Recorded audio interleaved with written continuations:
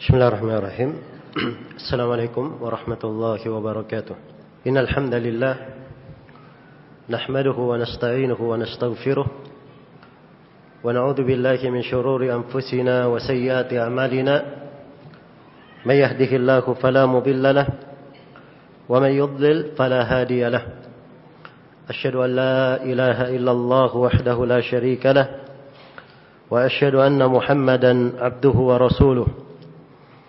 يا أيها الذين آمنوا اتقوا الله حق تقاته ولا تموتن إلا وأنتم مسلمون يا أيها الناس اتقوا ربكم الذي خلقكم من نفس واحدة وخلق منها زوجها وبث منهما رجالا كثيرا ونساء واتقوا الله الذي تساءلون به والأرحام إن الله كان عليكم رقيبا يا أيها الذين آمنوا اتقوا الله وقولوا قولا سديدا يصلح لكم أعمالكم ويغفر لكم ذنوبكم ومن يطع الله ورسوله فقد فاز فوزا عظيما أما بعد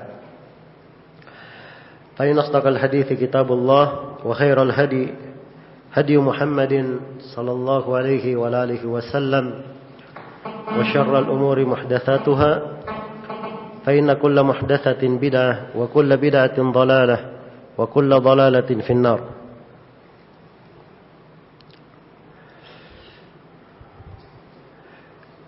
Ini sesi yang kedua dari pembahasan kita mengkaji manzumah Unwanul Hikam, sumber hikmah dan adab, dan juga kadang disebut dengan nama Nuniyah Abil Fatah Al-Bushdi. Nuniyah karena akhir dari setiap bait syairnya dengan huruf nun, makanya disebut Nuniyah. Dan saya perlu ingatkan bahwa di pengumuman pelajaran ini disebut sumber hukum, dan itu salah tulis ya. Benarnya sumber hikmah. Sebab yang kita bahas adalah Unwanul Hikam, lambang hikmah-hikmah, sumber dari hikmah. Kemudian di bait syair yang ke 10 kata penulis rahimahullah, wa in asa'a musi'un falyakun laka fi urudi zallatihi safhun wa ghufranu. Kata beliau, apabila ada seorang yang berbuat jelek kepada engkau,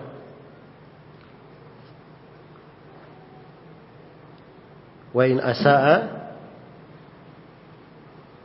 musi'un, seorang musi' yang berbuat jelek, melakukan perbuatan jelek terhadapmu, falyakul laka fi urudi zallatihi safhun wa ghufranu, maka hendaknya engkau pada kekeliruannya tersebut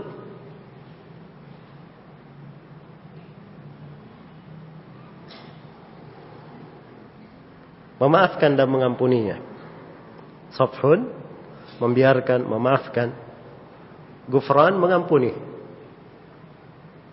Ghufran dari kata ghafar artinya dia tutupi. Karena itu topi besi yang dijadikan pelindung di saat perang disebut mighfar, sebab dia melindungi, menutupi. Iya. Ghufran dia tutupi, dia ampuni, dia maafkan.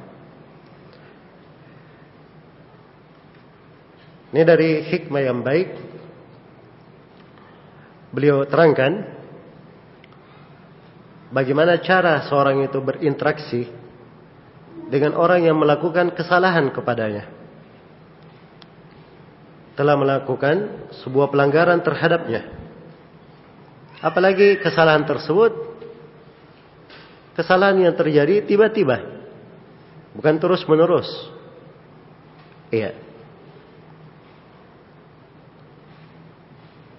Jadi kalau misalnya terjadi hal yang seperti ini, penulis anjurkan hendaknya engkau di dalam lembaran kesalahan orang tersebut yang terjadi, kamu memaafkan dan mengampuninya. Iya, dan ini akhlak yang baik. Beliau anjurkan karena seorang hamba dari sifatnya yang mulia apabila dia banyak memaafkan. Dan Allah Subhanahu wa taala memuji tentang hal tersebut di dalam beberapa ayat.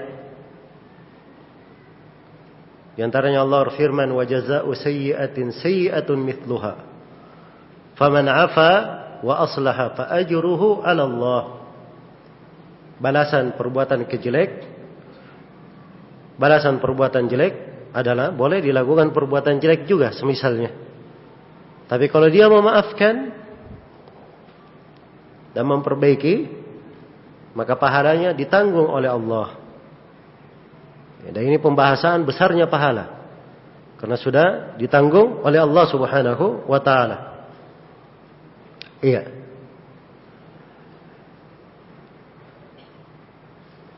Dan di dalam Al-Quran juga disebutkan wal kadhiminal ghaidh wal 'afina 'anil nas wallahu yuhibbul muhsinin. Dari sifat yang mulia, dia menahan kemarahannya dan memaafkan manusia. Dan Allah mencintai orang-orang yang berbuat baik. Iya. Maka kalau seorang hamba keadaannya seperti ini, selalu dia memaafkan, mengampuni, maka ini adalah akhlak yang baik. Dan ini akan lebih sempurna kalau menjadi kepribadiannya pada setiap masalah. Iya. Tetapi dimaklumi bahwa di dalam sejarah Nabi dan para sahabat, kadang pada orang yang gemar berbuat kekeliruan dan tabiatnya atau perbuatannya sangat banyak akan hal tersebut, kadang diberikan untuknya pelajaran supaya dia berhenti. Sebab kadang orang yang berbuat kejelekan, apabila dimaafkan, dia malah semakin banyak berbuat kejelekan. Justru kalau diingatkan, kadang dia akan berhenti dari hal tersebut. Dan seorang yang berakal, dia melihat apa yang baik untuk dirinya dari lahan kebaikan dan amalan salih, dia bukakan untuk dirinya. Yang jelas pintu memaafkan ini adalah suatu akhlak yang mulia. Anjurannya di dalam banyak ayat Al-Quran. Iya. Di antara hal yang indah kalau kita perhatikan kisah Abu Bakar As-Siddiq radhiyallahu anhu, tatkala Mistah berbuat hal yang jelek kepada Abu Bakar. Abu Bakar yang menafkahi Mistah ini dan memberikan berbagai kebaikan untuknya. Tiba-tiba tatkala putri Abu Bakar, Aisyah Ummul Mukminin radhiyallahu anha, difitnah oleh kaum munafikin, si Mistah ini malah ikut terlibat di dalamnya, ikut berbuat kejelekan. Ya. Dan tentunya dimaklumi bagaimana keadaan Abu Bakar, sebagaimana umumnya manusia. Orang yang sudah berbuat baik sedemikian rupa, harusnya orang ini ketika putri Abu Bakar As-Siddiq dituduh dengan tuduhan yang keji seperti itu, dia memberikan pembelaan atau hal yang baik sesuai dengan perbuatan baik Abu Bakar kepadanya. Tapi yang terjadi sebaliknya. Iya. Dan waktu itu Abu Bakar As-Siddiq ingin memutuskan bantuan kepada Mistah. Tapi begitu turun ayat, "Falya'fu wal yasfahu." Ala tuhibbuna yaghfirallahu lakum? Hendaknya mereka memaafkan. Iya. Dan membiarkan. Tidakkah kalian cinta Allah mengampuni kalian? Maka Abu Bakar berkata, saya cinta untuk diampuni. Saya maafkan dia. Iya. Maka di dalam memaafkan, itu sebab pengampunan Allah Subhanahu wa ta'ala. Maka ini dari akhlak yang indah. Dan para ulama ahli sunnah di atas akhlak yang baik ini. Iya. Kemudian yang ke-11, bait syair yang ke-11 kata beliau, wa kun 'alad dahri mi'wanan lidhi amalin yarju nadaka fa innal hurra mi'wanu. Kata beliau, dan hendaknya engkau sepanjang masa, sepanjang engkau hidup, mi'wanan lidhi amalin, orang yang selalu memberi pertolongan kepada setiap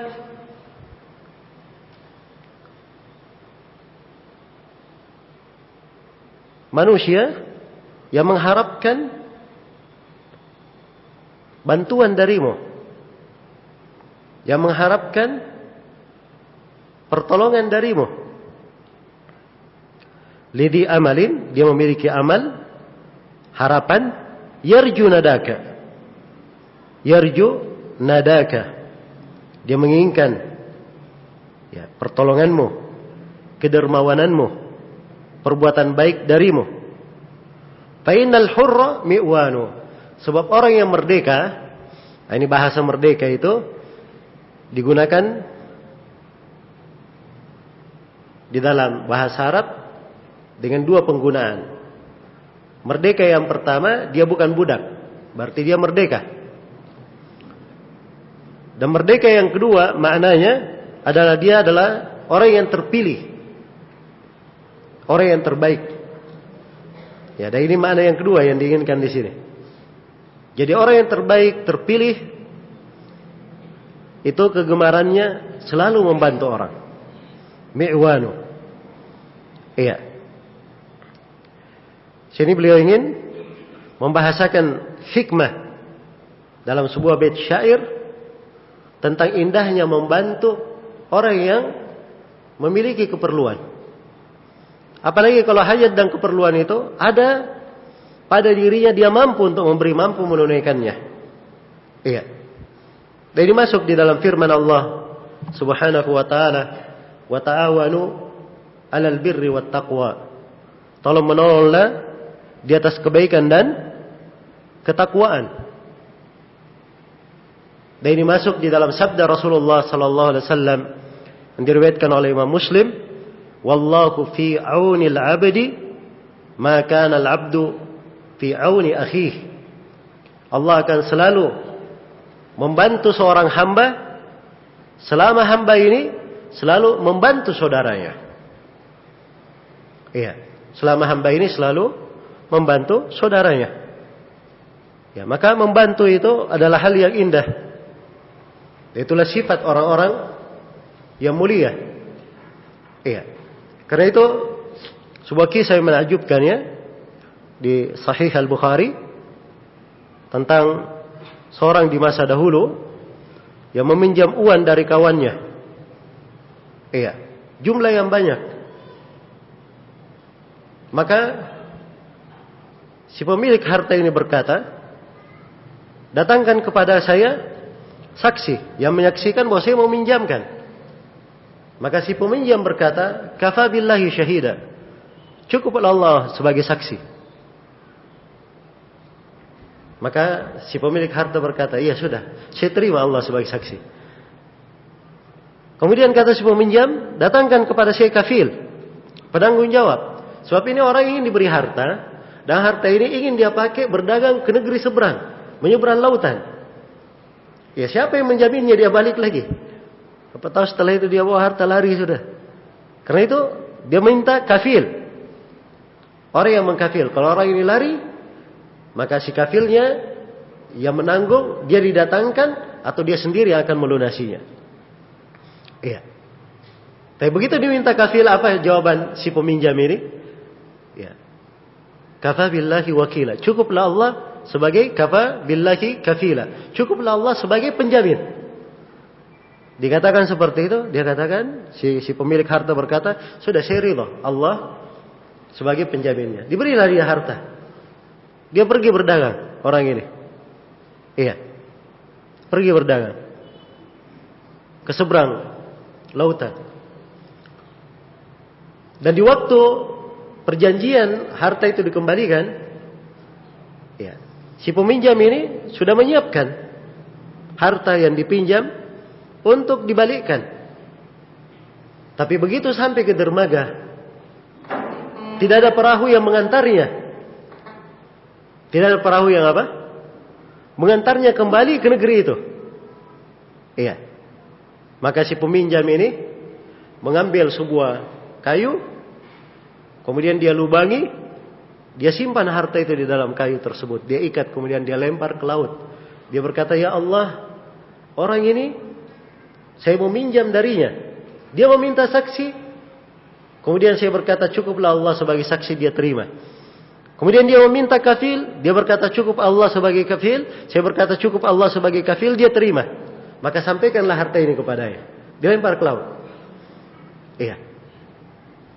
Dan subhanallah, si pemilik harta ketika dia keluar ke dermaga menunggu, iya, si peminjam datang, dia tidak ketemukan ada kapal. Tapi dia lihat kayu. Dia perlu kayu bakar. Dia ambil kayu itu, dia bawa ke rumahnya. Begitu dia belah, dia dapatkan harta dengan jumlah persis seperti yang dipinjam darinya. Iya. Maka seorang ketika dia selalu memberikan bantuan, ya, dan Allah Subhanahu wa taala mengetahui kejujurannya, tidak perlu dia khawatir. Allah tidak akan menelantarkannya. Dan ini dari hikmah ini yang beliau bahasakan di sini. Jadilah engkau sepanjang masa orang yang selalu membantu siapa yang mengharapkan bantuan darinya. Karena seorang yang mulia, seorang yang terpilih, sifatnya adalah gemar membantu. Kemudian bait syair yang ke-12, beliau berkata, washdud yadayka bihablillahi mu'tasima, washdud yadayka bihablillahi mu'tasiman, fa innahu ar-ruknu in khanatka arkanu. Iya. Kata beliau, peganglah dengan erat. Peganglah, hendaknya engkau kuatkan kedua tanganmu itu, memegang tali Allah. Memegang tali Allah dalam keadaan beriktisam, berpegang teguh. Fainahu ruknu, sebab tali Allah itulah tiang berpegang. In khanatka arkanu, walaupun rukun-rukun yang lainnya, tiang-tiang yang lainnya mengkhianatimu. Iya. Di sini penulis rahimahullahu taala memberikan perumpamaan yang indah.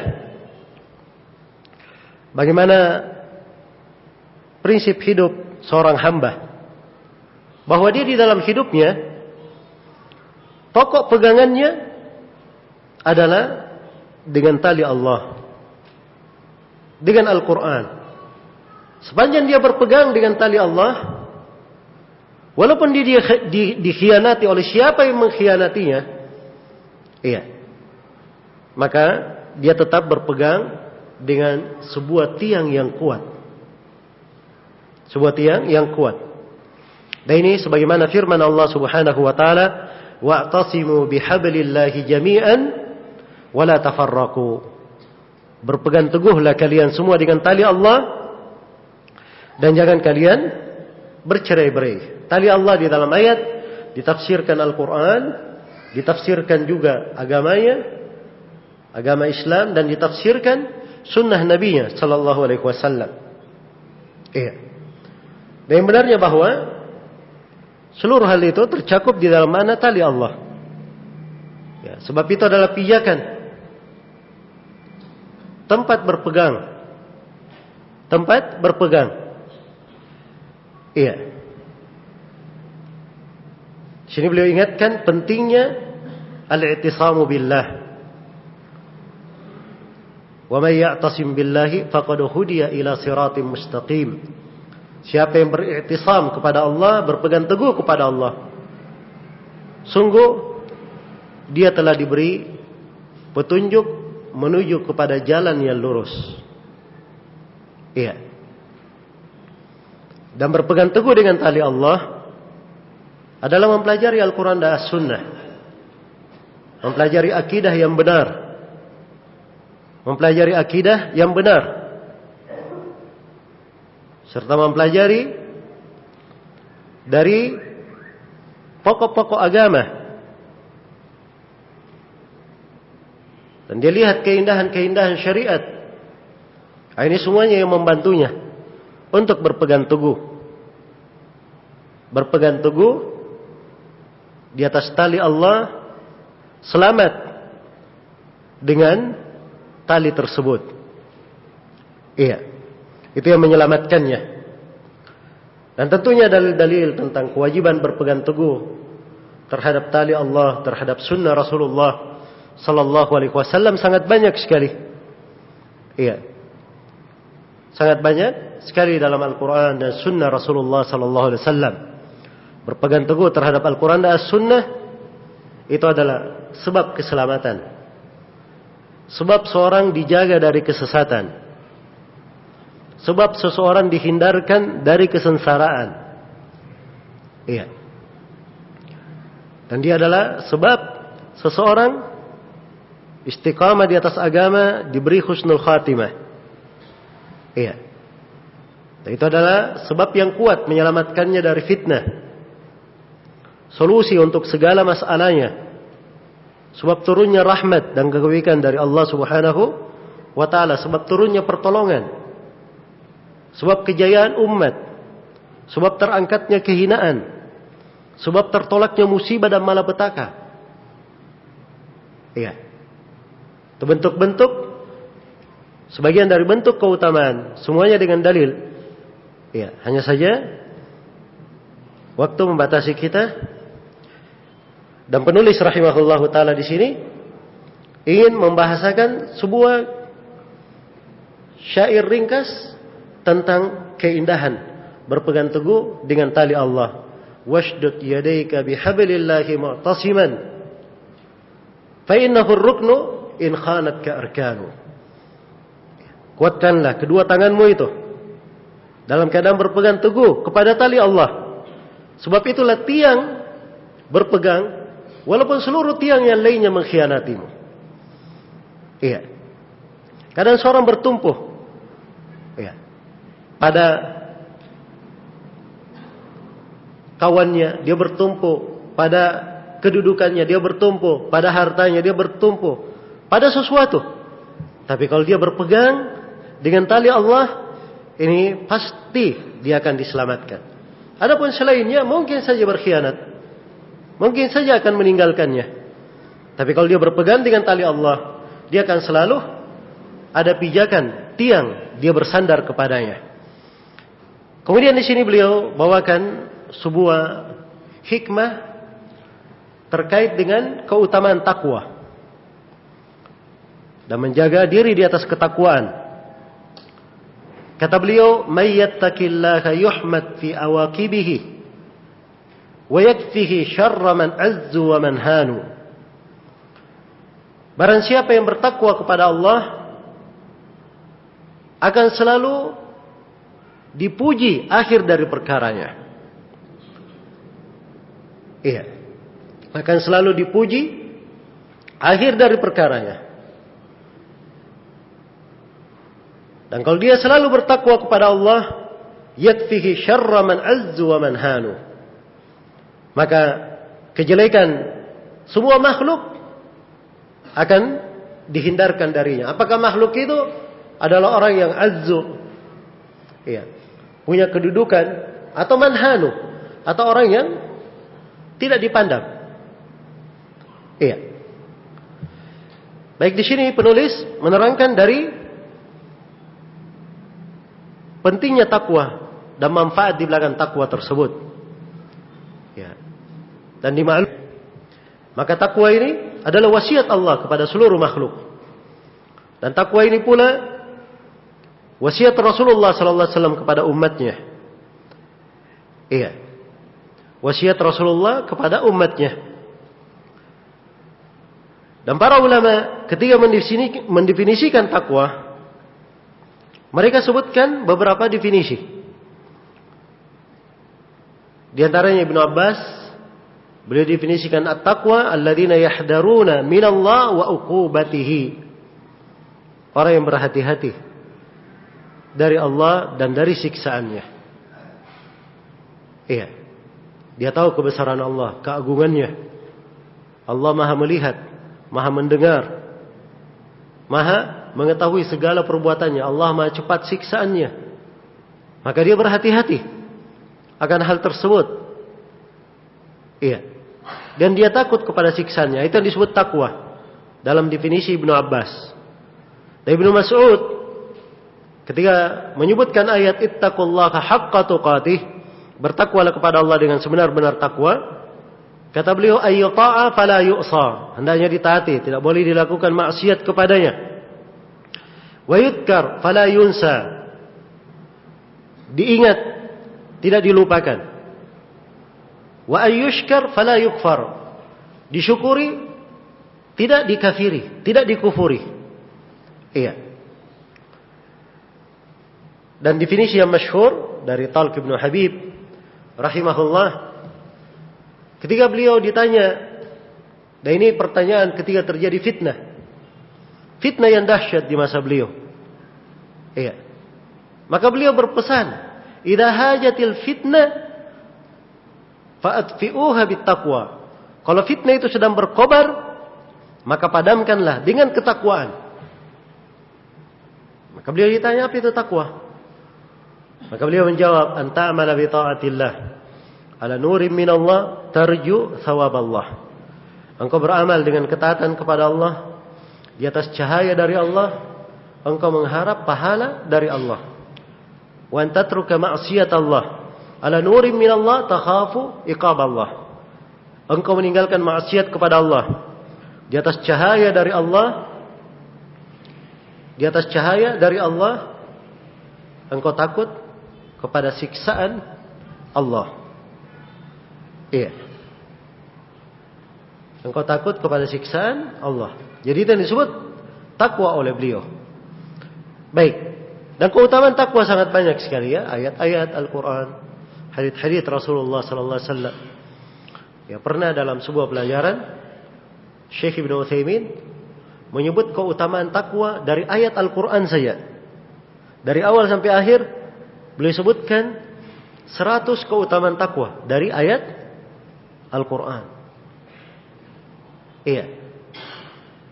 Dia sebab kemudahan, sebab manusia dijaga dari gangguan syaitan, sebab turunnya keberkahan dari langit, ya, dan dari keluarnya dari bumi, sebab taufik untuk seorang hamba, dia pandai membedakan antara yang hak dan yang batil, ya, sebab keluar dari problem, sebab seorang hamba mendapatkan rezeki, ya. Takwa adalah sebab dia mendapatkan walayatullah, dianggap sebagai wali Allah, ya. Dan takwa adalah sebab turunnya bantuan di saat susah, ya. Sebab diterimanya amalan, sebab pengampunan dosa, ya. Dan takwa adalah sebab seorang hamba mendapatkan kecintaan Allah. Beliau sebutkan takwa adalah sebab seorang mendapatkan ilmu dan memperolehnya.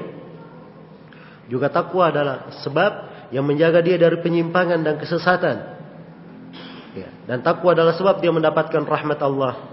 Takwa dengannya dia mendapat kebersamaan Allah, ma'iyat Allah. Iya. Demikian pula dikatakan oleh penulis di sini, wa may yattaqillaha yuhmad fi awaqibihi. Siapa yang bertakwa kepada Allah selalu terpuji pada akibat perbuatannya. Ya. Karena Allah berfirman dalam Al-Quran, wal akibatu lil muttaqin. Akibat terbaik itu adalah untuk orang yang bertakwa. Ya, di ayat yang lain wal aqibatu littaqwa. Nah, akibat yang baik adalah untuk ketakwaan. Iya. Jadi siapa yang menjaga dirinya dengan takwa, tidak perlu dia khawatir. Tidak perlu dia khawatir. Mungkin di awal-awal ada hal yang berkembang, ada prahara, ada fitnah-fitnah. Tapi orang yang bertakwa, akibat terakhir itu adalah untuknya. Kadang dia rasakan di dunia, kalau tidak di akhirat itu pasti dijamin untuknya. Dijamin untuknya. Iya. Dan kita lihat sejumlah ulama teruji di masa hidupnya. Iya. Dan ujian tidak lepas ketika dia hidup. Setelah dia meninggal tampak keutamaannya. Tampak keutamaannya. Seperti yang terjadi misalnya pada Imam Al-Bukhari rahimahullah. Bagaimana ujian yang beliau dapatkan ketika beliau difitnah, mengatakan Al-Quran itu makhluk. Padahal beliau tidak pernah mengucapkannya. Beliau hanya mengatakan perbuatan hamba adalah makhluk. Inilah yang dipelintir oleh sebagian orang. Dipelintir oleh sebagian orang. Kemudian dijadikan Imam Al-Bukhari berucap sesuatu yang tidak dia ucapkan. Ya. Akhirnya sampai kepada ulama terkenal di masa itu, Muhammad bin Yahya Ad-Duhli. Dan Muhammad bin Yahya Ad-Duhli, beliau ini dari guru Al-Bukhari juga. Cuma ulama lebih didengar. Ya, karena lebih tua. Maka ketika Muhammad bin Yahya Ad-Duhli ya, telah memerintah supaya menjauhi Imam Al-Bukhari, maka manusia pun menjauhinya. Dan Imam Al-Bukhari rahimahullah membela dirinya dalam sebuah tulisan. Ya, dan tulisannya tercetak. Tulisannya tercetak di hari ini. Judulnya Khalqu Af'alil Ibad. Di situ beliau terangkan bahwa beliau bersih dari madhab Jahmiyah dan beliau berada di atas manhaj salaf. Dan ujian terus menimpa beliau dalam keadaan beliau meninggal, dalam keadaan masih teruji dan ditinggalkan orang. Iya. Tapi lihat akibat terbaik untuk orang yang bertakwa. Di hari ini dari kaum muslimin siapa yang kenal Muhammad bin Yahya Ad-Duhli? Kecuali para penuntut ilmu saja. Orang-orang awam hanya kenalnya siapa? Imam Al-Bukhari. Iya. Dan ini dari kebaikan yang Allah bukakan untuk siapa yang Allah kehendaki. Dan itu kadang kebaikan seperti itu. Kalau Allah ingin lipat gandakan kebaikan pada seseorang, kadang ada lisan-lisan hasad membicarakannya, mencelanya. Tapi setelah itu tampak kebaikannya, maka akan semakin tinggi derajat orang tersebut di pandangan manusia, ditinggikan oleh Allah Subhanahu wa taala. Iya. Dan sangat banyak sekali Syekhuna Syekh Muqbil rahimahullahu taala berkata, berlantun dengan sebuah syair, "Idza arada Allahu nashra fadilatin tawiyat ataha laha lisan hasudi." Apabila Allah menghendaki tersebarnya suatu keutamaan yang berlipat-lipat pada seorang hamba, maka akan dibuat pada hal tersebut ada lisan-lisan hasad. Ya, ada lisan-lisan hasad. Dari lisan hasad inilah membicarakan kejelekannya di sana sini, tapi belakangan Allah tampakkan dia benar. Maka dengan hal tersebut semakin ditinggikan derajatnya oleh Allah Subhanahu wa taala. Karena itulah orang yang bertakwa selalu baik yang dia dapatkan. Sepanjang dia jaga dirinya di atas ketakwaan. Iya. Manusia tidak bertakwa kepadanya, tapi dia jaga dirinya di atas ketakwaan. Dia jaga dirinya di atas ketakwaan. Dan inilah yang sering kita dengar dari kalimat-kalimat masyayikh kita. Ya.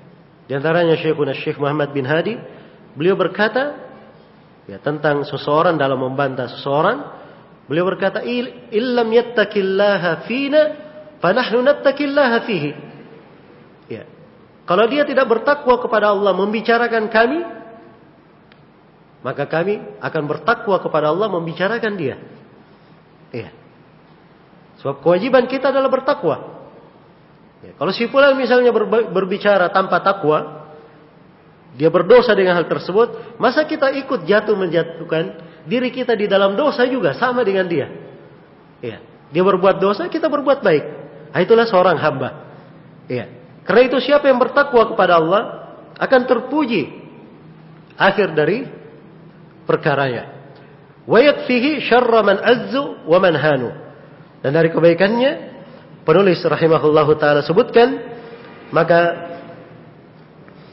dia akan dicukupi oleh Allah. Iya.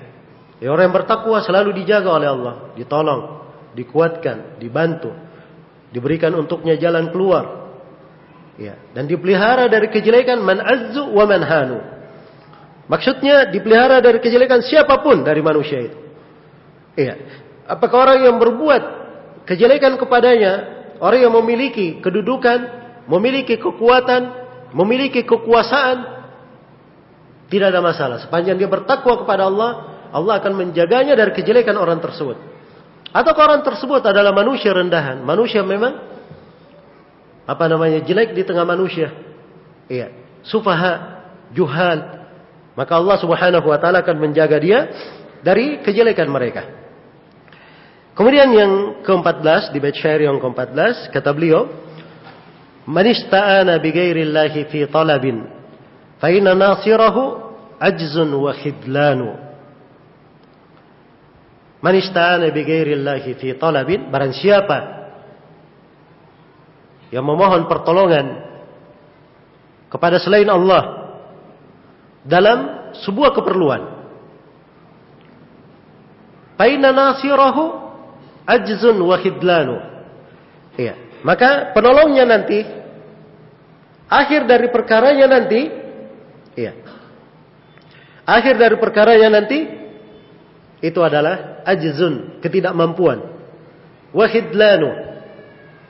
Iya, dan hal tersebut menjadi khudlan bagi dia, hal yang melemahkannya, menjatuhkannya. Iya. Di sini beliau bahasakan sebuah hikmah indah tentang celaan seorang itu memohon pertolongan kepada selain Allah. Iya. Pada selain Allah. Memohon pertolongan itu hendaknya hanya kepada Allah. Sebab menunjukkan kebergantungan hatinya kepada Allah. Karena itu dari pokok penghambaan, iyyaka na'budu wa iyyaka nasta'in. Hanya kepadamu ya Allah kami beribadah, dan hanya kepadamu kami memohon pertolongan. Iya. Kalau dia memohon pertolongan pada manusia dalam batasan yang manusia itu mampu melakukannya, tidak ada masalah. Iya. Misalnya dia minta kawannya mengambilkan air, ya itu di batasan kemampuannya, hal yang biasa di tengah manusia. Ya. Dan itu tidak dipermasalahkan. Sebagaimana Nabi SAW kadang memerintah sebagian sahabatnya, beliau kadang dilayani oleh sebagian sahabatnya, maka itu tidak ada masalah. Ya, tapi seorang memohon kepada selain Allah dan hatinya bersandar kepada orang tersebut, nah, ini ada bentuk dari celaan. Apalagi kalau dia memohon kepada selain Allah pada hal yang merupakan kekhususan Allah, tidak ada yang mampu melakukannya kecuali Allah, maka ini dia jatuh di dalam kesyirikan. Iya, jatuh di dalam kesyirikan. Dan kita ada pelajaran berharga di dalam Al-Quran. Kisah sekelompok manusia yang meminta pertolongan kepada kelompok jin. Apa yang terjadi? Justru semakin hina mereka dengannya. Karena itu dikatakan di dalam ayat, wa annahu kana rijalun minal insi ya'udzuuna bi rijalin minal jinni fazaduhum rahaqa. Sungguhnya ada sekelompok dari manusia memohon pertolongan dari sekelompok, berlindung dengan sekelompok dari jin, maka jin ini bertambah kecongkakan. Justru semakin apa? Semakin jelek yang dia dapat. Iya. Karena itu beliau ingatkan di sini, fa inna nasirahu ajzun wa khidlanu. Iya. Kalau dia mencari pertolongan kepada selain Allah, maka penolongnya adalah kelemahan, dia akan semakin lemah. Wa khidlan, dia akan semakin jatuh. Ya, semakin banyak dia dikhianati. Ya, karena itu seorang kalau dia dirundung masalah, Iya. Dia meminta pertolongan kepada orang, kepada manusia sebatas kemampuan manusia itu, maka dalam hal yang wajar, tapi hendaknya dia selalu bersandar kepada Rabb-Nya. Bersandar kepada Allah Subhanahu wa taala. Dia perbanyak salat. Iya. Perbanyak salat. Wasta'inu bis-sabri was-shalah. Ambillah pertolongan dengan kesabaran dan apa? Ya. Dan dengan salat. Perlu ada sabar dan salat kalau ingin mendapatkan pertolongan. Ya. Dan juga di dalam hadis, kanu idza hazabahumul amr laja'u ila shalah. Para nabi itu kalau ditimpa masalah penting, masalah genting, mereka berlindung dengan cara melakukan salat. Iya. Maka ini dari hal yang indah yang hendaknya dijaga oleh seorang hamba. Kemudian di bait syair yang ke-15, kata beliau, man kana lil khairi manna'an falaysa lahu 'ala al haqiqati ikhwanun wa akhdanu. Iya. Kata beliau, siapa yang selalu menahan pada sebuah kebaikan, maka hakikatnya dia tidak akan memiliki kawan-kawan dan tidak akan memiliki teman-teman dekat. Iya. Sini beliau ingin membahasakan sebuah hikmah yang baik. Iya. Tentang tercelanya menahan kebaikan. Tercelanya menahan kebaikan. Kalau seorang mampu memberi kebaikan tersebut. Iya. Nah, karena itu dalam Al-Quran dikatakan, innal insana khuliqa halu'a, idza massahu syarru jazu'a, wa idza massahu khairu manu'a. Manusia itu diciptakan dalam keadaan halu'. Bagaimana itu halu'? Kalau dia ditimpa kejelekan, kerjanya keluh kesah saja. Bicara sana sini. Ya, mengeluh di sana sini. Tapi kalau ditimpa kebaikan, manu'a, dia selalu menahan. Iya. Dan ini akhlak yang dicela. Akhlak yang dicela. Iya. Dan di dalam Al-Quran juga dicela orang-orang yang menahan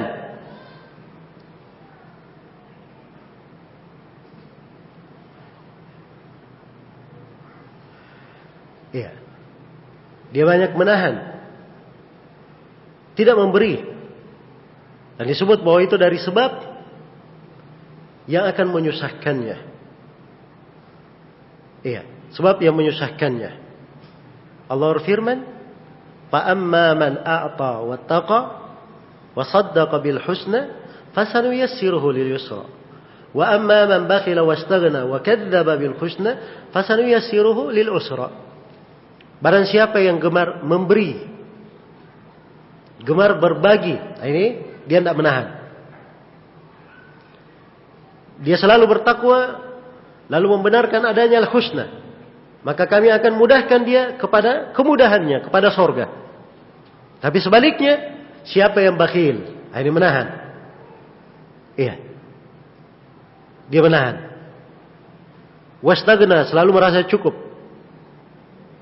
Ya, merasa cukup maksudnya, ya, dia bersombong dengan apa yang dia dapatkan. Dan dia dustakan adanya al-husna, maka dia akan dimudahkan kepada kesusahannya. Hal yang menyusahkannya kepada neraka, waliyadzubillah. Iya. Kepada neraka. Dan ini akhlak yang dicela, menahan ini. Disebut ya di Ara'aital ladzi yukadzibu biddin, di antara yang dicela, wa yamna'una al-ma'un. Dia menahan orang-orang yang sangat perlu dalam hal itu. Iya. Maka siapa yang sering menahan pada kebaikan, falaysa lahu 'alal haqiqati ikhwanun wa akhdanu. Iya. Maka hakikatnya dia tidak akan punya kawan-kawan, tidak akan punya teman-teman dekat. Iya.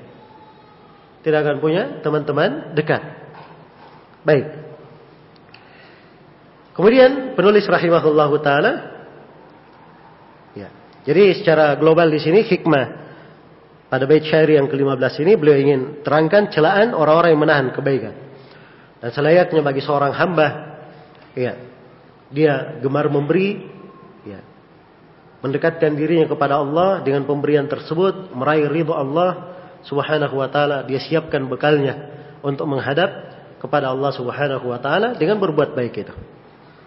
Kemudian kata beliau, man jada bil mali malan nasu qatibatan ilaihi wal malu lil insani fattanu. Kata beliau, dan barang siapa yang dermawan dengan hartanya, dia punya harta, dermawan dengan harta itu, malan nasu qatibatan ilaihi, maka seluruh manusia akan condong kepadanya.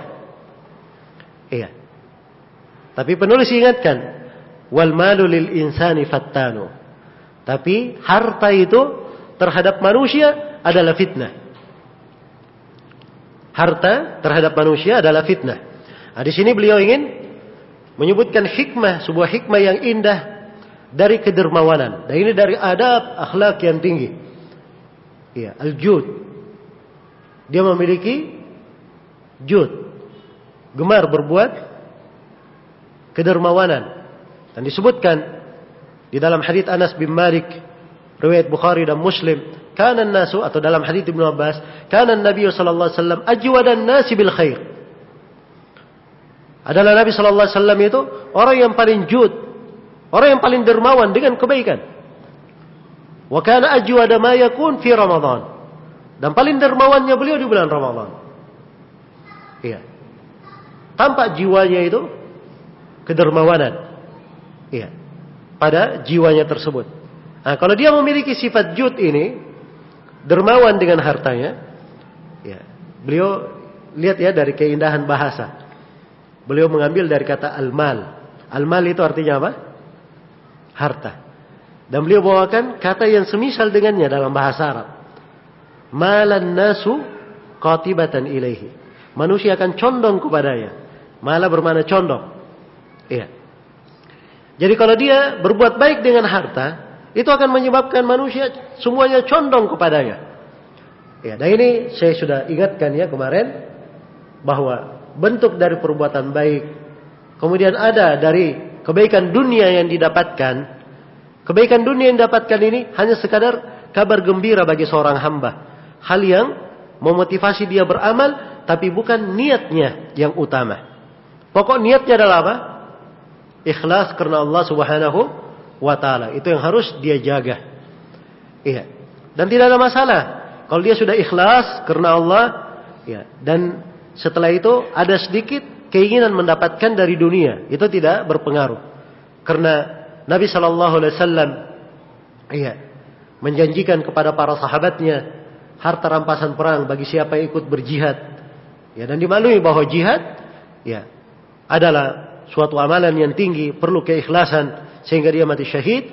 Dan kalau dia mengambil ghanimah, mengambil harta rampasan perang, tidak ada masalah. Ya, jadi kalau dia mengambil harta rampasan perang, tidak dipermasalahkan. Dia berjihad untuk mendapat harta rampasan perang, tidak dipermasalahkan. Yang penting niatnya yang utama adalah apa? Adalah ikhlas karena Allah Subhanahu wa taala. Baik. Kemudian jadi beliau sebutkan bahwa di antara manfaatnya manusia akan condong kepadanya. Iya. Dan ini sudah berlalu kemarin ya. Ucapan penulis, ahsin ilan nasi tasta'bid qulubahum fatalama sta'badal insana ihsanu. Berbuat baiklah kepada manusia. Iya. Kalian akan menguasai hati-hati mereka. Sebab sudah sepanjang masa itu manusia dikuasai oleh perbuatan baik. Iya. Dan ini sama dengan maksud penulis di sini. Dan beliau ingatkan, wal malu lil insani fattanu. Sedangkan harta itu bagi manusia adalah hal yang memfitnahnya. Iya. Hal yang memfitnahnya. Allah Subhanahu wa taala berfirman, "Innama amwalukum wa auladukum fitnah. Wallahu indahu ajrun 'azim." Sesungguhnya harta-harta kalian dan anak-anak kalian adalah fitnah. Sedangkan di sisi Allah pahala yang sangat besar. Di sisi Allah pahala yang sangat besar. Iya. Dan Rasulullah sallallahu alaihi wasallam bersabda, "Likulli ummatin fitnah wa fitnatu ummati al-mal." Setiap umat ada fitnahnya dan fitnah umatku adalah harta. Iya. Dan ini sudah kita terangkan kemarin. Beberapa perkara terkait dengan kehinaan dunia. Ya, dan sebagian masyayikh kita menyebutkan bahwa para ulama menerangkan faedah yang paling kecil yang harusnya diketahui oleh seorang penuntut ilmu kalau dia sudah menuntut ilmu. Harusnya faedah yang terkecil yang dia tahu bahwa dunia itu adalah hina. Dunia itu adalah apa? Hina. Dan ini bermanfaat bagi seorang penuntut ilmu apabila dia selalu merenungi dan mendalaminya. Iya. Kemudian kata beliau rahimahullah dalam bait syair yang ke-17, "Man salama an-nasa yaslam min ghawailihim wa asha wa huwa qarirul 'aini jadlanu." Iya. Kata beliau, "Man salama an-nasa," siapa yang selalu mengadakan perdamaian dengan manusia, yaslam min ghawailihim, dia akan selamat dari perbuatan jelek mereka dan dari perbuatan kejelekan mereka. Iya. Wa asha wa huwa qarirul aini jadlanu. Dan dia akan hidup dalam keadaan matanya itu sejuk. Jadlanu, penuh kegembiraan. Penuh kegembiraan. Iya. Di sini beliau ingin membahasakan sebuah perumpamaan dikenal di kalangan ahli adab. Salimin nas taslam. Berdamailah dengan manusia, engkau akan selamat. Iya. Engkau akan selamat. Ya. Dan apa yang disebut oleh penulis di sini adalah hukum apa? Hukum umum. Iya. Sebab dimaklumi bahwa Nabi itu orang yang paling sempurna akhlaknya, sallallahu alaihi wasallam. Beliau tidak pernah mengganggu orang. Dan Nabi orang yang paling baik kepada manusia. Tapi bukankah Rasulullah sallallahu alaihi wasallam dikatai juga tukang sihir?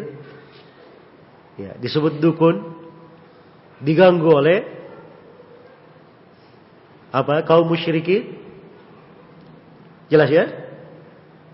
Baik. Tapi yang disebut oleh penulis di sini hukum umum. Biasanya kalau orang senang berdamai dengan orang, maka dia akan selamat dari kejelekan mereka. Ya, selamat dari kejelekan mereka. Iya. Dan ini anjuran dari penulis rahimahullahu taala. Ya. Dibangun di atas suatu kaidah penting. Diterangkan di dalam ayat-ayat Al-Quran, ada ayat yang menjelaskannya dan ada hadits-hadits Rasulullah sallallahu alaihi wasallam. Iya.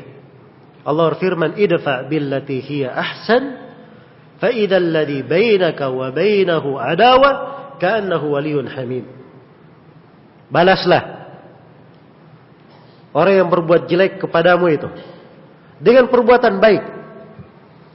Ya, ini berdamai namanya. Diperbuat kejelekan padanya, ya, dia punya hak untuk membalas. Ya. Sebab telah dikatakan dalam Al-Quran, wa jazaa'u sayyi'atin sayyi'atun mithluha. Balasan orang yang berbuat jelek boleh dilakukan kejelekan semisal dengannya. Boleh. Iya. Dan Rasulullah sallallahu alaihi wasallam bersabda dalam hadits riwayat Muslim, al-mustabbani ala ma qala, fa 'alal badi ma lam ya'tadil madlum. Dua orang yang saling mencela sesuai ucapannya. Ya. Ini mencela, sana mencela, saling membalas. Ya. Kata Nabi, ini hukumnya dilihat ucapan mereka. Dia boleh membalas orang yang memulai. Ada yang memulai, dia balas, tidak ada masalah. Tapi tidak boleh dia masuk ke batasan melampaui batas, mendolimi. Iya, mendolimi. Tapi jiwa kalau dia senang membalas, biasanya akan kecanduan. Ya. Dan kalau sudah kecanduan membalas, siapa yang bisa menjamin jiwanya tidak melampaui batas? Jelas ya? Karena itu walaupun diizinkan dia membalas, wa jazaa'u sayyi'atin sayyi'atun mithluha. Balasan orang yang berbuat jelek dibalas kejelekan semisalnya, tapi Allah arahkan kepada hal yang lebih baik. Faman 'afa wa aslaha fa ajruhu 'ala Allah. Siapa yang memaafkan dan mengadakan perbaikan, pahalanya ditanggung oleh Allah. Kalau dia memaafkan, lebih besar lagi kebaikannya, lebih sempurna. Iya. Dan itu lebih afdal. Kalau dia memaafkan, akan selamat hatinya dan akan selamat dirinya. Akan selamat dirinya. Iya. Ini kalau pembahasannya terkait dengan diri dia pribadi. Nabi itu tidak pernah membalas dendam untuk dirinya sendiri, Rasulullah sallallahu alaihi wasallam. Tapi kalau agama dibicarakan, ya, tidak ada yang senang, ya, perkara agama. Ada orang yang berbuat kejelekan terhadap agama, kemudian dia diam, tidak membela agamanya. Karena itu para ulama, rahimahumullah, ya, dibicarakan oleh manusia. Tapi kalau pribadi mereka, itu sudah saya maafkan. Ya. Sudah lama saya maafkan. Dari dahulu hingga sekarang saya sudah maafkan. Tapi kalau terkait ya dengan agama, walaupun kita saling menggigit, berkelahi, ya, maka harus dibela agama itu. Demikian. Maka harus dipisahkan antara dua hal. Karena itu, tatkala seorang hamba terikat dengan adab yang indah, ya, maka akan baik pula hasilnya. Para ulama kita, Masya Allah, ya, terdengar dia bicara tegas, keras pada sesuatu, mentahdir dari bidah dan ahlul bidah. Ya. Tapi manusia tetap berbaik sangka kepada mereka, tetap memuji mereka, sebab orang tahu bahwa para ulama ini berbicara karena menghendaki kebaikan bagi manusia, menghendaki kebaikan bagi manusia. Iya, dia cinta kebaikan bagi manusia. Seperti ayah kalau menegur anaknya, memukul anaknya, memang pahit. Tapi ayah melakukannya untuk kebaikan si anak. Kebaikan si anak. Iya. Maka harus seperti itu keadaannya di dalam tegur menegur. Iya. Bukan ditampakkan agama itu seperti suatu permusuhan. Iya. Menjauhkan manusia dari hidayah. Membuat orang lari dari agama. Membuat orang benci menuntut ilmu. Ya, membuat orang tersibukkan dari ilmu agama, itu ciri yang tidak baik. Itu bukan sifat dari sifat-sifat agama kita. Dan itu tidak ada di jalan para ulama kita. Dan ini harus dipahami. Harus dipahami. Karena itu saya selalu berkata, ya, bahwa siapa yang sibuk dengan sesuatu, dan sesuatu ini tidak membuat dia lebih dekat kepada Allah, dan tidak membuat dia lebih cinta dalam menuntut ilmu, ketahuilah bahwa sesuatu itu adalah kejelekan baginya, harus dia tinggalkan. Itu kaidah di dalam hidup seorang penuntut ilmu. Iya, seorang penuntut ilmu. Maka ini dari makna yang indah yang disebut oleh penulis di sini. Man salama an-nasa yaslam min ghawailihim, asha wa huwa qarirul aini jadlanu. Iya. Siapa yang berdamai dengan manusia, maka dia akan selamat dari kejelekan-kejelekan mereka. Wa asya wa huwa qarirul aini jadlanu. Dan dia akan selalu hidup. Ya. Dia akan selalu hidup dalam keadaan matanya itu sejuk. Ya, penuh kegembiraan. Kemudian yang ke-18, hikmah yang ke-18 dari syair yang disebut oleh penulis, atau syair yang ke-18 ya, sebab hikmah-hikmahnya dalam satu bait syair kadang ada dua hikmah, kadang satu hikmah dalam beberapa bait syair. Kata beliau, man kana lil aqli sultanun alaihi ghada wa ma ala nafsihi lil hirsi sultanu. Iya. Sini beliau ingin mengajak seorang itu untuk menggunakan akalnya di dalam memikirkan perkara-perkara dunianya. Nah, ini dari hikmah yang indah beliau bahasakan dalam satu bait syair. Ya, kata beliau, man kana lil aqli sultanun alaihi ghada. Siapa yang memiliki sultan, penguasaan terhadap akalnya. Ya. Wa ma ala nafsihi lil hirsi sultanu. Maka dia akan dapatkan jiwanya itu tidak punya semangat. Ya. Dia akan dapatkan jiwanya tidak dikuasai oleh semangat kepada dunia. Semangat kepada dunia. Ya. Baik. Jadi penulis rahimahullah taala di sini beliau ingin mengingatkan tentang bagaimana seorang itu menimbang perkara dengan akal. Akal dikatakan akal, sebab dia itu mengikat, menahan. Karena itu dikatakan orang berakal, sebab akalnya ini bisa menahan dia tidak melakukan hal yang jelek. Bisa menahan dia untuk tidak melakukan hal-hal yang dicela.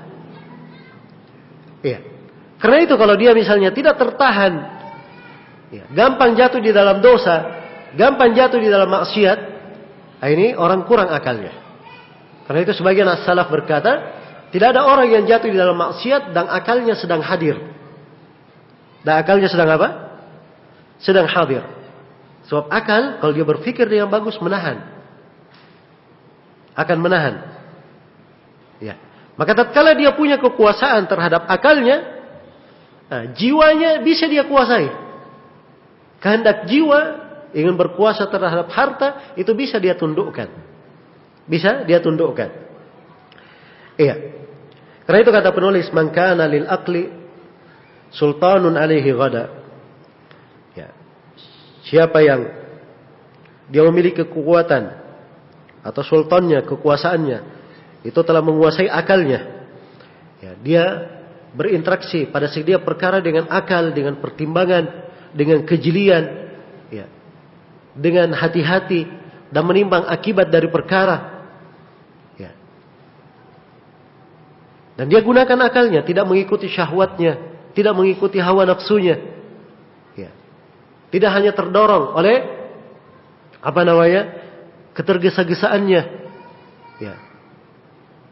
Karena sebagian orang kadang hanya mengikuti perasaan jiwanya.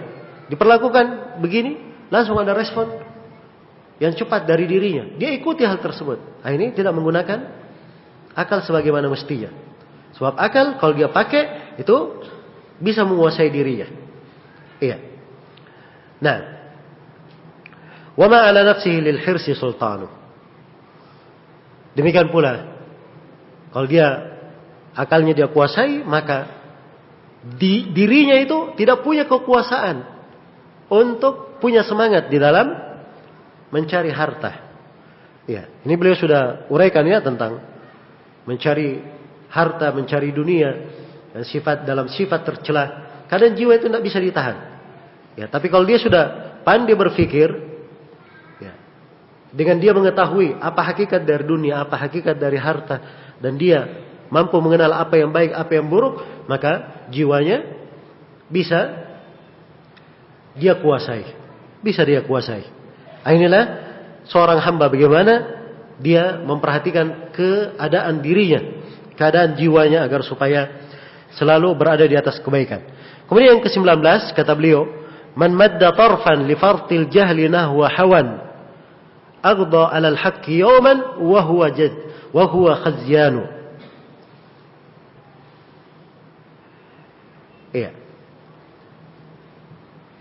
Kata beliau rahimahullah, dan barang siapa yang menghamparkan penglihatannya, mengikuti hawa nafsunya, karena kejahilannya yang sangat besar, maka akibat tersebut aghda 'alal haqqi yawman wa huwa khazyanu. Maka suatu hari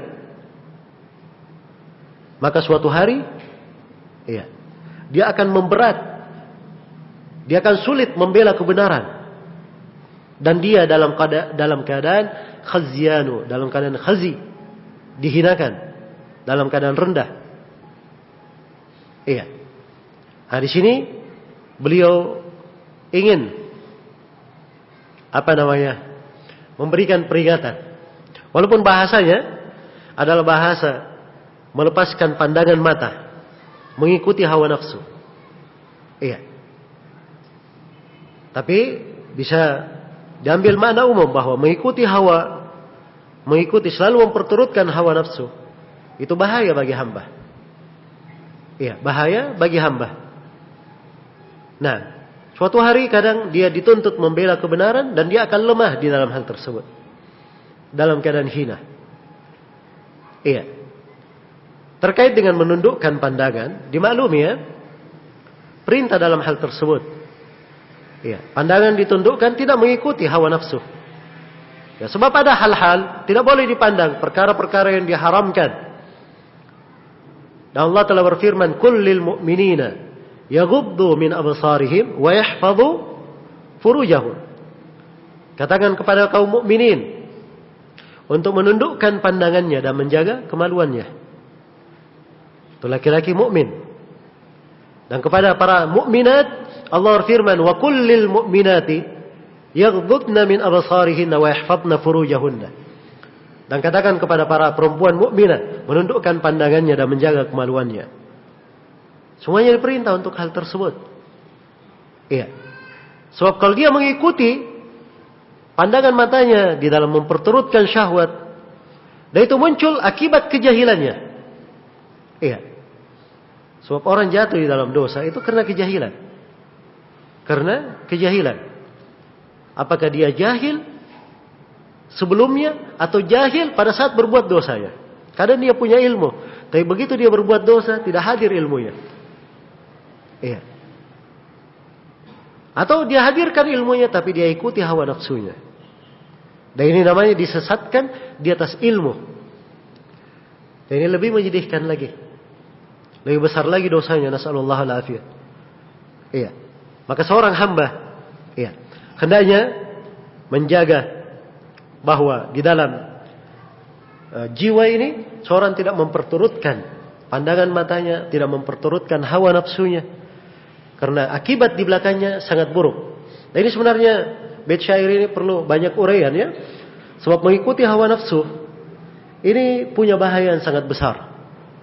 Bahaya pada diri, pada jiwa, bahaya pada hati, ya, dan bisa mengakibatkan bahaya kepada orang yang berada di sekitarnya.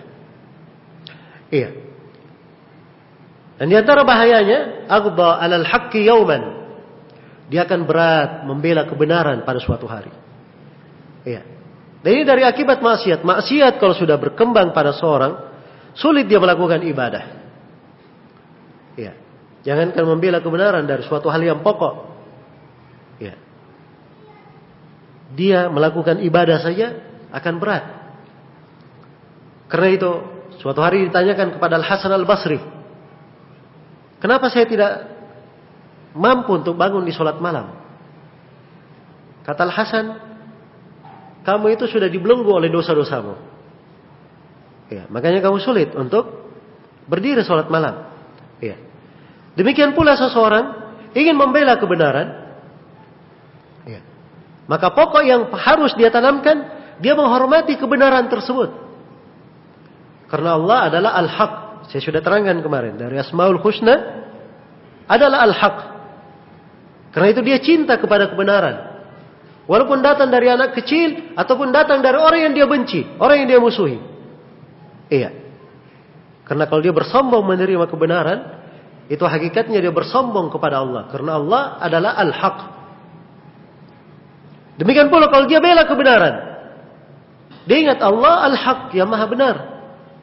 Dan Allah cinta seorang itu membela kebenaran. Iya. Teguh di atasnya.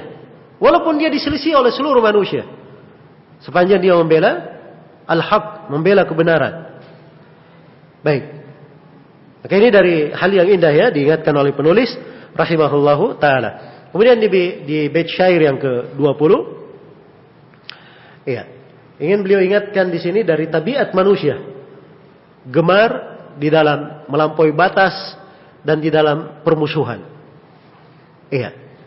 Tapi beliau bahasakan dengan bahasa yang indah, penuh dengan hikmah.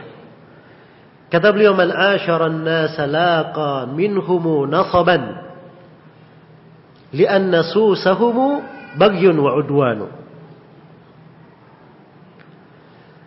Man asyara an-nasa laqa minhumu nasaban. Siapa yang hidup bersama manusia, dia akan ketemukan di tengah manusia itu nasaban, keletihan-keletihan, kejelekan, permusuhan. Ya. Kenapa? Lianna susahumu bagyun wa udwanu. Karena tabiat manusia itu senang melampaui batas dan senang mengadakan permusuhan. Tabiat manusia. Iya. Karena di dalam Al-Quran dikatakan, wa kana al-insanu zaluman jahula. Adalah manusia itu, dia selalu berbuat zalim dan jahil. Itu dua sifat tabiat pada manusia. Iya. Berbuat zalim, zalim meletakkan sesuatu bukan pada tempatnya. Bentuk melampaui batas, memusuhi, jahula dan jahil. Iya. Kadang karena kejahilannya, dia memerangi kebenaran karena kejahilannya. Iya. So, kalau dia jahil akan sesuatu, dia musuhi sesuatu itu, dia tidak sukai. Baik. Iya. Jadi itu sifat manusia disebut dalam Al-Quran. Wa kana al-insanu zaluman jahula. Dan inilah yang dibahasakan oleh penulis di sini. Li'anna susahumu bagyun wa udwanu. Ya. Karena itulah seorang kalau dia hidup di tengah manusia, dia sabar saja. Pasti di tengah manusia itu ada keletihan-keletihan. Di tengah manusia ada gangguan-gangguan. Kadang ada yang memusuhi. Ya. Berbuat jelek kepadanya, membicarakannya dengan jelek, memfitnahnya, macam-macam keadaan manusia. Iya. Dan tidak ada yang selamat dari gangguan manusia. Ya. Kata seorang penyair, dan ini juga dari syair-syair yang kita dengarkan dari Syekh Muqbil rahimahullah. Ya. Kata seorang penyair, ma salimallahu min bariyatihi wala nabiyul huda fa kaifa ana. Allah saja yang maha tinggi, maha agung, tidak selamat dari ocehan manusia. Ada manusia yang mencela Allah? Saya tanya. Hah? Ada yang berkatakan Allah punya anak. 1 dari 3. Hah? Jelas ya? Macam-macam kekufuran manusia. Iya. Jadi Allah tidak selamat. Padahal maha agung. Dan Nabi yang membawa petunjuk juga tidak selamat. Nabi Muhammad, iya, diucapkan pada beliau banyak ucapan oleh kaum musyrikin. Jadi Allah dan Rasulnya saja tidak selamat. Apalagi saya. Apalagi saya. Iya. Karena itu kalau ada seorang ingin hidup, ya, dan tidak ingin mendapat gangguan, apalagi dia berdakwah dan tidak ingin melihat ada hambatan, ya bagusnya dia tidak usah keluar rumah, ambil aja selimut, tidur terus, ya 24 jam. Nah, itu lebih bagus. Ya. Sebab hidup seperti itu keadaannya. Iya. Dan Allah Subhanahu wa taala telah berfirman dalam Al-Qur'an, "Wa ja'alna ba'dakum li ba'din fitnah atasbirun wa kana rabbuka basira." Kami jadikan sebagian kalian terhadap sebagian lain itu fitnah, ujian, cobaan. Itu sudah merupakan ketentuan Allah. Sebagian manusia menjadi ujian terhadap yang lainnya. Ya. Apa yang dituntut dari kita? Atasbirun, bersabarkah kalian? Wa kana rabbuka basira. Dan Rabbmu Maha melihat apa yang kalian lakukan. Ini peringatan ya. Karena Allah Maha melihat, percantiklah amalan. Ya. Bersabarlah ketika menghadapi manusia, bermuasyarah. Iya. Dengan manusia. Jadi ini kalau hikmah ini dia renungkan di dalam jiwanya. Dan saya sudah terangkan ya dari makna Al-Quran yang menjelaskannya. Ya. Maka insyaAllah ta'ala hidupnya akan menjadi tenang. Dia masuk interaksi kepada manusia dimanapun mendapat gangguan, itu tidak ada masalah bagi dia. Ya. Sebab dia sudah tahu namanya hidup memang seperti itu. Kemudian juga dia sudah tahu bahwa orang yang lebih baik dari dia pun mendapatkan apa? Celaan dan gangguan. Iya. Maka ini akan membuat dirinya tenang. Kemudian yang ke-21 kata beliau, "Wa man yufattish 'anil ikhwani yaklihimu fajullu ikhwani hadzal asri khawanu." Ya, ini dari bahasa penyair ya, rahimahullahu taala, yang menggambarkan tentang pertemanan. Ya, bahwa di masa ini jarang kita dapat kawan sejati. Iya. Kata beliau, "Wa man yufattish 'anil ikhwani yaklihimu." Siapa yang selalu mencari-cari, ya, memeriksa keadaan kawan-kawannya, yaklihimu. Ujungnya nanti dia akan membenci kawannya itu, akan tidak menyukainya. Ya. Karena kebanyakan kawan-kawan di masa ini, kata beliau, adalah para pengkhianat. Ya. Khawanu bisa dibaca khuwanu. Kalau khuwanu jamak dari khain, para pengkhianat. Kalau khawanu, ya, dia adalah masdar. Semuanya maknanya benar.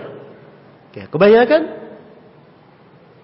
ya, kawan-kawan di masa ini ada pengkhianatannya. Nah, beliau tidak katakan semuanya, kebanyakan. Ya. Karena itu memilih kawan yang sempurna, mau cari kawan tidak ada salahnya. Ya. Kawan Masya Allah 100% dia oke. Sulit didapatkan. Sulit didapatkan. Ya. Rasulullah SAW bersabda dalam hadits Abdullah bin Umar, riwayat Bukhari dan Muslim, "Innaman nasu kal ibilil mi'ah, la takadu tajidu fiha rahilah." Sungguhnya manusia itu seperti 100 ekor unta. Iya. Hampir saja engkau tidak ketemukan kendaraan yang cocok di situ, tunggangan yang cocok. Jadi ibarat, Nabi berikan ibarat kehidupan di tengah manusia. Ini ada 100 onta di depan kita. 100 onta ini milik kita. Semuanya boleh dipakai jadi kendaraan.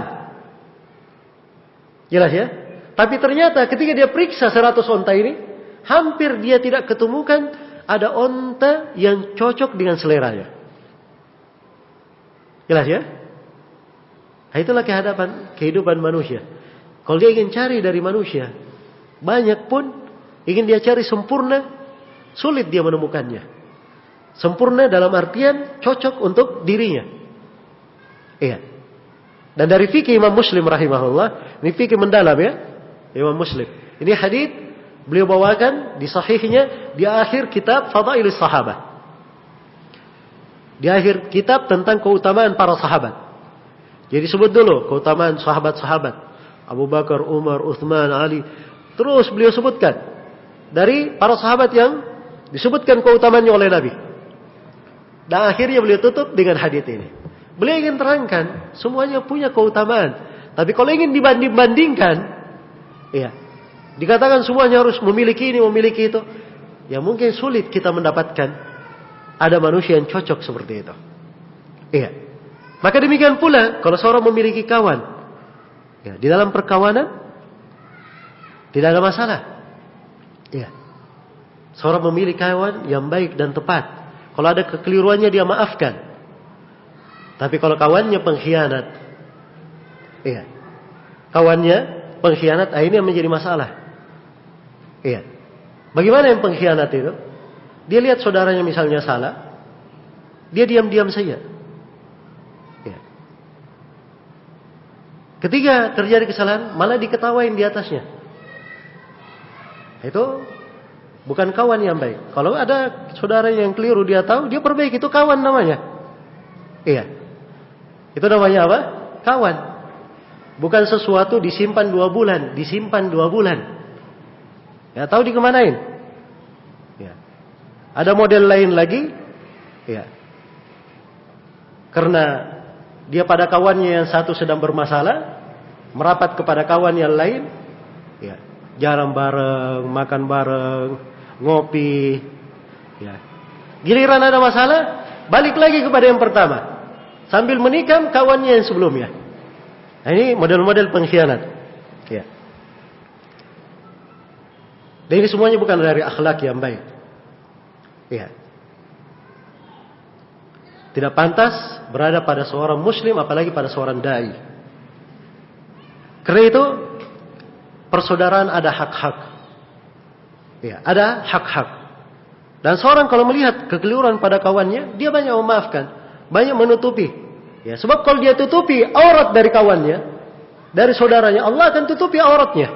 Kalau dia sering cari aurat orang, yakin saja, suatu hari akan dibongkar aibnya sendiri. Iya. Nah, ini adalah suatu hal yang sudah berjalan di tengah manusia. Karena itu, ya, perhatikan, ini hikmah indah dari penulis, rahimahullah. Wa may yufattish 'anil ikhwani yaklihimu fajullu ikhwani hadzal asri khawanu. Siapa yang selalu mencari kesalahan kawan-kawannya, dia akan membenci mereka, tidak suka kepada mereka. Ya, karena kebanyakan kawan-kawan di masa ini adalah para pengkhianat. Nah, ini penulis ya di masanya, nggak tahu kalau dia hidup di masa kita ini. Iya. Tapi seorang muslim kalau dia berpegang dengan agama, dia mengerti apa itu persaudaraan, apa itu ukhuwah, apa hak-hak sebagai orang yang bersaudara, maka akan mudah baginya. Ya, akan mudah baginya untuk bersaudara, berkawan dengan orang yang baik. Iya. Dan itulah pentingnya menuntut ilmu, hidup di tengah para penuntut ilmu, hidup di tengah orang-orang yang salih, orang-orang yang betul-betul mempelajari ilmu dan mengambil manfaat dari ilmu tersebut. Iya.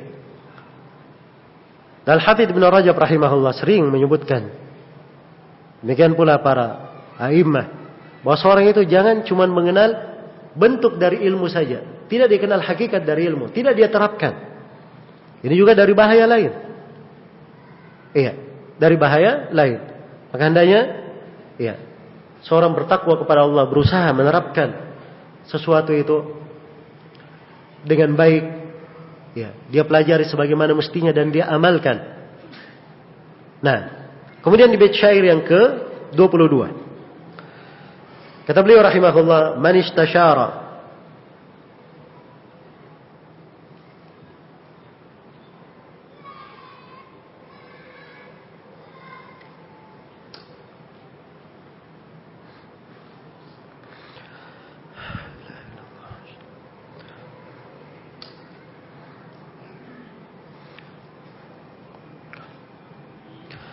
Kata beliau, man istasyara suruf ad-dahri qama lahu ala haqiqati tab'i ad-dahri burhanu.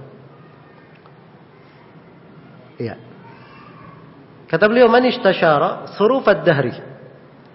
Siapa yang mengambil pertimbangan, mengambil istisyarah dari suruf ad-dahri, dari perputaran masa. Suruf ad-dahri, kejadian-kejadian, peristiwa-peristiwa, ya, sejarah. Dia periksa keadaan-keadaan manusia, perputaran hari-hari dengan berbagai kejadiannya. Ya. Kalau dia selalu mempelajari, mengambil pelajaran dari apa yang sudah berlalu di perjalanan hidup manusia, maka qama lahu ala haqiqati tab'id dahri burhanu. Maka akan tegak sebuah bukti yang kuat baginya, argumen yang sangat jelas. Ya, hakikat dari tabiat masa itu kayak bagaimana. Nah, ini penulis di sini lagi-lagi beliau berjalan di atas apa namanya? Ibarat-ibarat yang sering digunakan oleh para penyair. Karena para penyair kadang membahasakan dari masa, dari waktu, ya, sebagai peristiwa, sebagai pelaku. Ya, dan di dalam masalah ini beliau membahasakan dengan masa ini tidak cocok. Iya, adalah hal yang tidak layak, karena beliau katakan kalau seorang selalu mengambil pelajaran, melihat pengalaman, membaca sejarah dan memeriksa keadaan manusia, maka dia akan tahu hakikat tabiat masa itu. Bahwa masa ini tabiatnya banyak kehancuran di dalamnya, kebinasaan, banyak perkara yang tidak baik. Nah, ini artinya dia celah masa. Iya. Dan kita dilarang untuk hal tersebut. Ya. Di dalam hadits Rasulullah sallallahu alaihi wasallam bersabda bahwa Allah firman dalam hadits qudsi, "Yu'dhini ibni Adam, yashubbu ad-dahr wa ana ad-dahr, uqallibu al-laila wan nahar." Anak Adam telah menggangguku. Dia mencela masa, padahal aku adalah masa. Ya, maksudnya aku membolak-balikkan siang dan malam. Ya. Maka hakikatnya kalau dia bahasakan kepada masa, itu dia mencela Allah, dan ini tidak boleh. Jelas ya? Karena itu bahasa-bahasa syair itu kadang ada hal yang berlebihan. Iya. Ya. Dan seorang hendaknya mengukurnya dengan timbangan syariat. Tapi maksud dari penulis di sini bahwa seorang hamba ketika dia hidup, dia mengambil pelajaran, mengambil pengalaman. Sebab as-sayyidu man itta'adha bi ghairihi. Orang yang beruntung itu adalah orang yang mengambil pengalaman dari kejadian yang menimpa orang lain. Iya. Demikian pula kalau menimpa dirinya sendiri. Sudah terjadi pengalaman untuknya, jangan dia ulangi lagi. Ya, dan Nabi telah bersabda dalam hadits Abu Hurairah riwayat Bukhari dan Muslim, la yuldagul mu'min bi juhrin wahidin marratain. Seorang mukmin tidak boleh tersengat dari lubang binatang buas sebanyak 2 kali. Ya, kalau dia sudah lewat lubang binatang buas kena sengatan di situ sekali, cukup pelajaran. Jangan dia lewat lagi, sengaja lagi dia pijak. Nah, ini namanya orang yang apa? Tidak mengambil pelajaran, mencelakakan dirinya sendiri. Iya. Maka mengambil pelajaran itu adalah hal yang baik. Ya. Hal yang indah bagi seorang hamba. Kemudian di bait syair yang ke-23, kata beliau rahimahullah, "May yazra'i syarra yahsud fi awaqibihi nadamatan wa li hasdi az-zar'i ibanu." Iya. Kata beliau, siapa yang menanam kejelekan, akibatnya nanti dia akan memanen penyesalan. Iya. Dan waktu memanen itu semuanya ada masa yang tertentu. Baik. Di sini beliau ingin membahasakan sebuah hikmah berjalan. Bahwa siapa yang menanam sesuatu, dia akan memanen dari sesuatu yang dia tanam. Iya kan? Kalau dia menanam jagung, yang tumbuh adalah apa? Jagung juga. Ya. Kalau dia menanam mangga, tidak mungkin tumbuhnya durian, kan begitu? Tapi yang dia panen dari jenis yang dia tanam. Ya. Demikian pula kalau dia menanam kebaikan, dia akan tuai kebaikan. Dia menanam kejelekan, kejelekan pula akan dia dapatkan. Iya. Dan di sini beliau ingatkan tentang bahaya seorang menanam kejelekan.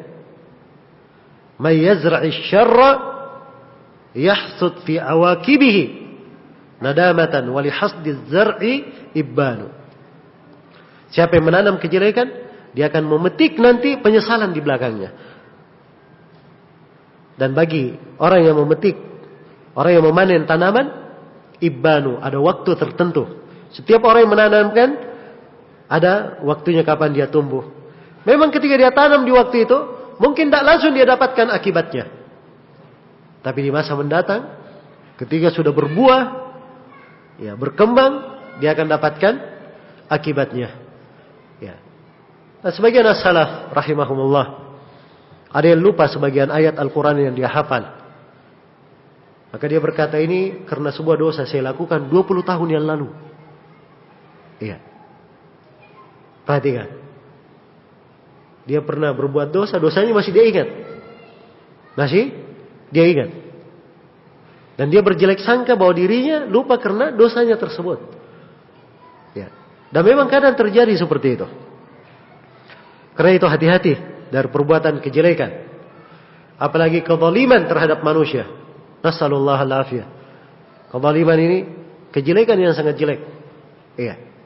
Dan jangan merasa aman orang-orang yang berbuat kezaliman. Jangan merasa aman. Apalagi kalau kezaliman tersebut bentuknya mengganggu manusia di skala umum. Dan sekarang ini mengganggu manusia gampang sekali. Mengganggu manusia. Iya. Kirim SMS ke orang, orang tidak ingin ikut-ikutan, tidak mau tahu, mencela ke HP orang, sudah tidak minta izin, sedikit adabnya, berbicara dusta. Ya. Kira-kira bagaimana kezaliman dan hasil yang akan dia tuai nanti. Ya. Dan jangan merasa aman. Ya. Sebab orang yang zalim, akibatnya dimaklumi. Cepat maupun lambat.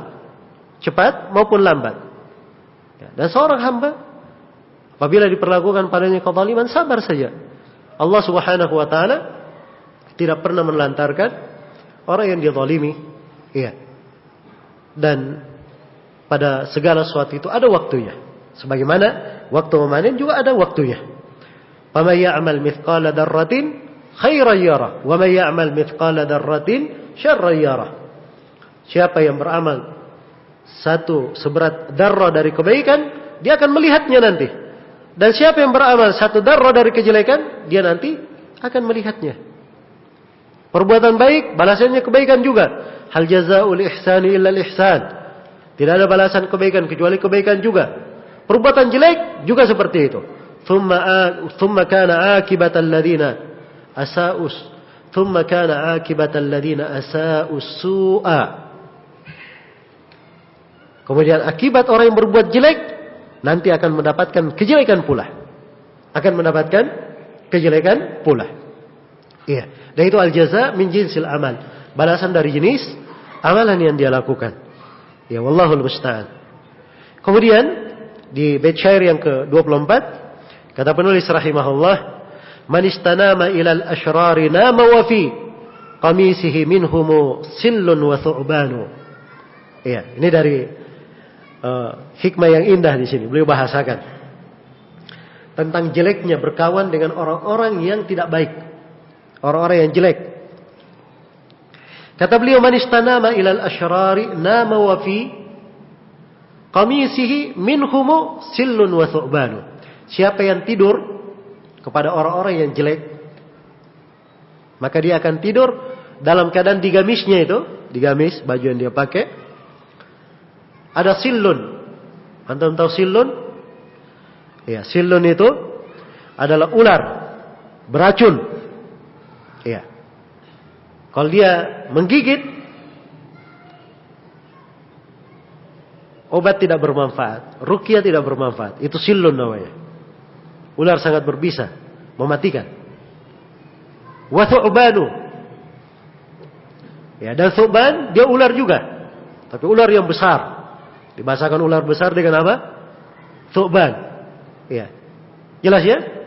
Jadi kalau seorang merasa aman dengan kawan-kawan jelek, ya, kawan-kawan tidak baik, itu artinya sama saja dia tidur dalam keadaan dia simpan ular di kanan dan kirinya. Ya. Jelas ya? Dan kalau dia adalah orang yang baik, dia tidak tenang. Mana orang normal dia senang hidup dengan ular? Iya. Biasanya orang yang senang hidup dengan ular juga ular semisal dengannya. Iya. Jelas ya? Baik. Karena itu jangan merasa aman dengan orang yang kadang kita lihat darinya kejelekan. Kegemarannya adalah berbuat kejelekan. Ya. Akhlaknya tidak baik. Mengganggu manusia. Ya. Kelihatan dari akhlak itu. Ya. Dan itu tampak hal-hal tersebut. Ya. Di tengah ujian-ujian dan cobaan-cobaan. Akan kelihatan siapa orang-orang yang amanah. Siapa orang-orang yang benar dia belajar agama. Ya. Dan siapa orang-orang yang istiqamah. Itu tampak kelihatan. Ya. Karena memang fitnah itu namanya saja fitnah. Ya, seperti emas itu, ketika dimasukkan ke dalam api, tidak ada karat yang tersisa, emas murni. Ya. Maka kalau memang dia karat, akan pergi bersama fitnah itu. Dan kalau dia di tengah ujian dia adalah yang baik, maka dia seperti emas akan semakin apa? Semakin murni. Iya. Gugur dosa-dosanya, banyak kebaikan yang dia dapatkan.